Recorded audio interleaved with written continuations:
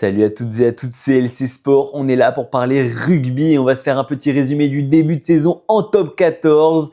C'est une rediffusion qu'on a fait en live. En tout cas, n'hésitez pas à vous abonner, commenter et liker, ça ferait super plaisir. C'était LC Sport.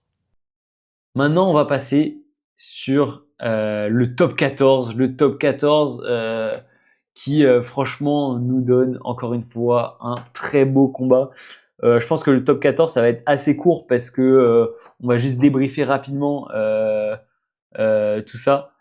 On va essayer de voir quelles équipes sont les mieux placées et quelles équipes sont le plus en difficulté. Le Castres Olympique en force, bah franchement, comme on va pouvoir le voir juste après. On a des belles surprises et on a des équipes qui sont plus en difficulté, notamment Perpignan. Perpignan qui est dans un début de saison, ça fait mal, hein. Ça fait mal de le dire parce que c'est une équipe qui fait en partie l'histoire du top 14. Maintenant, on le sait. C'est compliqué, ils arrivent plus à jouer. C'est une équipe qui est en fin de cycle, c'est vrai que ils vivent un début de saison catastrophique et après 10 journées n'avoir marqué que un petit point, un bonus défensif, ça en dit long sur la forme de l'équipe. Derrière, on va remonter par le bas comme ça, on va faire toutes les équipes petit à petit. Montauban, c'est l'équipe qui monte, qui allait jouer la montée l'année dernière, malgré des belles choses montrées en fait. En réalité, Montauban, bah c'est malheureusement un peu comme à l'image de Vannes l'année dernière, un peu faible, et je pense que ça va redescendre. Est-ce que ça réussira à remonter dans la foulée? Je ne sais pas parce que je les sens quand même moins forts qu'un Vannes. Vannes, je les vois bien remonter, se pérenniser en top 14 d'ici peu, ce qui n'est pas le cas de Montauban. Derrière le Loup, les Lyonnais qui sont en difficulté, notamment à domicile, où ils ont perdu quand même un match. Non, en fait, ils ont perdu qu'un seul match. Pardon, je parle un peu vite. Mais à l'extérieur, ça marque pas. Ça perd des matchs où honnêtement, il y a des points à les marquer, ne serait-ce que des bonus défensifs. Hein. Mais contre la section paloise, c'est en difficulté. Contre Montpellier, c'est compliqué. Contre La Rochelle à domicile, ça perd. Contre Toulon à Mayol, c'est en difficulté. Donc c'est vrai que c'est assez irrégulier. Ça gagne, ça perd, ça gagne, ça perd. J'espère pour eux qu'ils vont être capables de rebondir et d'aller chercher ça. C'est vrai que Couillou change l'équipe à lui tout seul, ouais. C'est pour le coup, c'est vraiment ça, c'est dommage qu'une équipe comme Lyon doive compter sur un seul joueur. Clermont derrière, Clermont qui fait un début de saison difficile, mais en réalité, on les attendait pas beaucoup plus haut. C'est une équipe qui doit se reconstruire, il va leur falloir du temps. Donc, en réalité, c'est une équipe qui va prendre du temps à remonter. Ils sont loin d'être relégables et je pense qu'ils vont rester dans ce ventre mou. Je les vois pas se qualifier dans le top 6 parce que c'est pas encore mature, mais ça marque les points qu'il faut. Le Castres Olympique qui fait un début de saison relativement ok.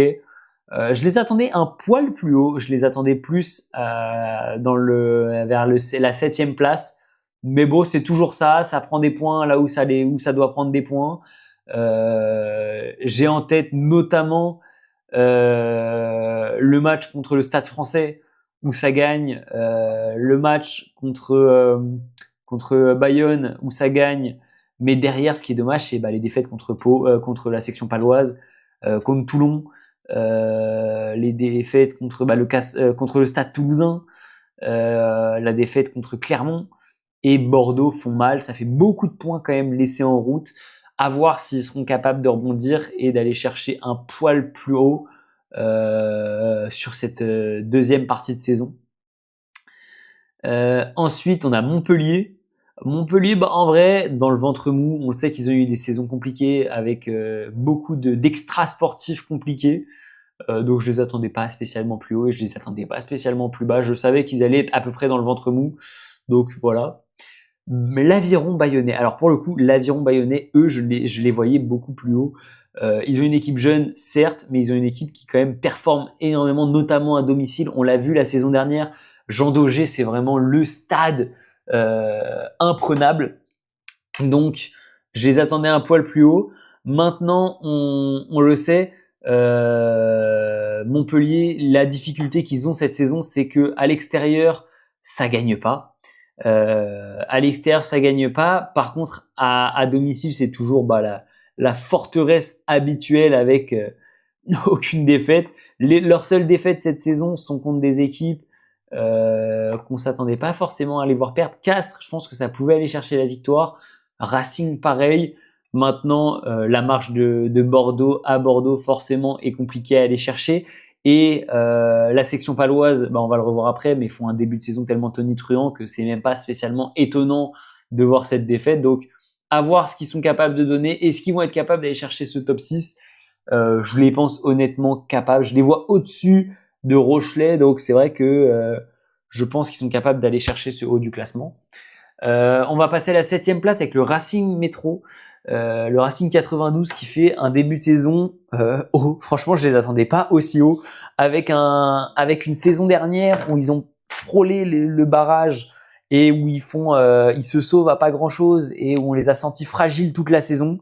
C'est vrai que de voir le Racing à la porte du top 7, ça fait du bien pour les Parisiens.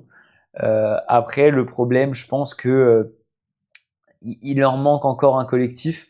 Mais ce qui est cool à voir, c'est quand même de voir que, bah, comme le dit Variété Sport, entre la 12e place et la 3e place, il y a que 8 points. C'est super serré après 10 journées. Ça se joue vraiment à pas grand-chose. Donc franchement, ça c'est super cool à voir, c'est super plaisant à regarder et c'est cool. À voir si le Racing va être capable d'aller chercher ce petit supplément d'âme pour aller chercher des points supplémentaires. Derrière, on a le Stade Rochelet qui se relève un peu après une saison compliquée. Bordeaux, que je voyais beaucoup plus haut. Bordeaux qui est un peu en difficulté, notamment avec ses blessés, notamment Lucu qui s'est blessé et ça. Ça fait que c'est plus compliqué pour Bordeaux. Toulon qui fait un très bon début de saison, qui revient de loin, mais qui fait un début de saison très prometteur. À voir s'ils vont être capables de garder cette ligne directrice et à voir s'ils vont être capables de prolonger l'effort jusqu'à la fin de la saison. Le Stade Français qui ressort des méandres, qui ressort l'année dernière d'une saison tellement compliquée, mais cette année, ils sont là pour vraiment aller en découdre. Je pense qu'ils sont, vu le niveau de jeu proposé, largement capables de rester dans le top 6, voire peut-être d'aller chercher des dessus, on ne sait pas, à voir. Mais en tout cas, ils nous proposent un niveau de jeu exceptionnel qui fait plaisir à voir. Et franchement, c'est super cool de les voir à ce niveau, parce qu'honnêtement, on les attendait pas aussi haut. Derrière, on a la section paloise. Alors la section paloise, c'est vraiment la révélation de ce début de saison. Une équipe que on n'attendait pas aussi haut et qui fait trembler tout le monde. À domicile comme à l'extérieur, la section paloise, c'est très très très fort. On l'a vu notamment avec la victoire chez Bordeaux à l'UBB, la victoire également contre le Stade Toulousain, contre Bayonne. Donc non, franchement, c'est contre Castres à l'extérieur. Donc franchement, à part les 3 petites défaites contre l'ASM à l'extérieur, contre Toulon à l'extérieur et contre le Racing 92, la ligne de 3/4 de Pau fait juste rêver, comme dit Variété Sport. C'est vraiment très plaisant, ça joue et on sent que dans le combat c'est présent, il y a de l'envie et ça fait plaisir de les voir à ce niveau-là. Et enfin, bah, l'ogre toulousain. Je sais même pas si j'ai besoin de m'éterniser sur Toulouse. Toulouse, une équipe qui juste roule littéralement sur tout le monde, hein.